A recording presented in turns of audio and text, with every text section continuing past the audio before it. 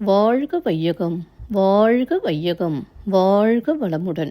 குரு வாழ்க, குருவே துணை. அருட்பெரும் ஜோதி, அருட்பெரும் ஜோதி, தனிப்பெருங் கருணை, அருட்பெரும் ஜோதி. எல்லா உயிர்களும் இன்புற்று வாழ்க, வள்ளல் மலரடி வாழ்க வாழ்க. வாழ்க வளமுடன். ஆன்மநேய அன்பர்கள் அனைவருக்கும் என் அன்பான வணக்கத்தை தெரிவித்துக் கொள்கிறேன்.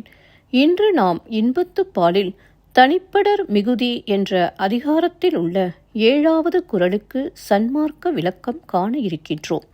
வாருங்கள் அன்பர்களே. அதிகாரம் தனிப்படர் மிகுதி. குறள் 1197. பருவரலும் பைதலும் காணான்கொள் காமன் ஒருவர்கண் நின்றொழுகுவான்.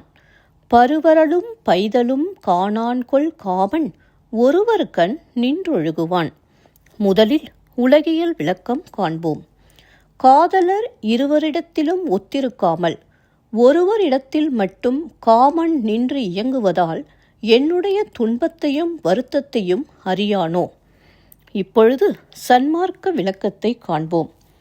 அன்பு உள்ளவர்களிடம் இறைவனே நின்று வழி நடத்துவதால் அவர்கள் துன்பத்திலும் துன்பம் காண மாட்டார்கள்.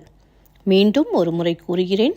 அன்பு உள்ளவர்களிடம் இறைவனே நின்று வழி நடத்துவதால் அவர்கள் துன்பத்திலும் துன்பம் காண மாட்டார்கள். நன்றி அன்பர்களே. மீண்டும் அடுத்த பதிவில் உங்களை சந்திக்கும் வரை உங்களிடமிருந்து விடைபெறுவது திருமதி பாரதி சேகர். வாழ்க வளமுடன்.